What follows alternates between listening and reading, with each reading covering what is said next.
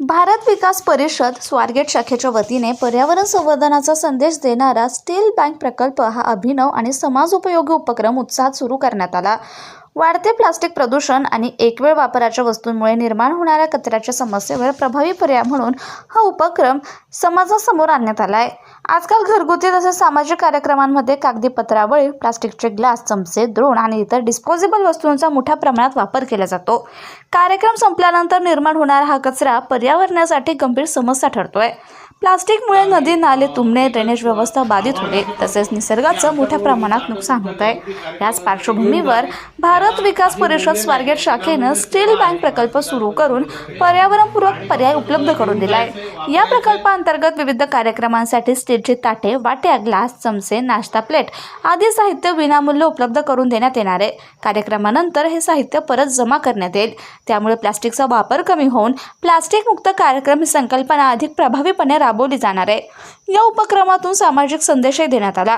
पत्रावळी आणि प्लास्टिक वस्तूंवर होणारा अनावश्यक खर्च वाचवून त्याच रकमेत भांडी स्वच्छ करणाऱ्या महिलांना रोजगार आणि आर्थिक मदत मिळू शकते, अशी भावना उपस्थितांनी व्यक्त केली।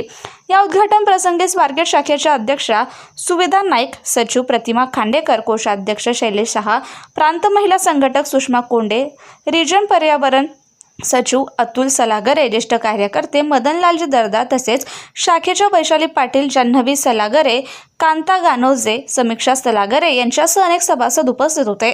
समाजामध्ये पर्यावरण जनजागृती निर्माण करून स्वच्छ, सुंदर आणि प्लास्टिकमुक्त समाज घडविण्याच्या दिशेनं भारत विकास परिषद स्वारगेट शाखेचा उपक्रम निश्चितच प्रेरणादायी ठरणार आहे।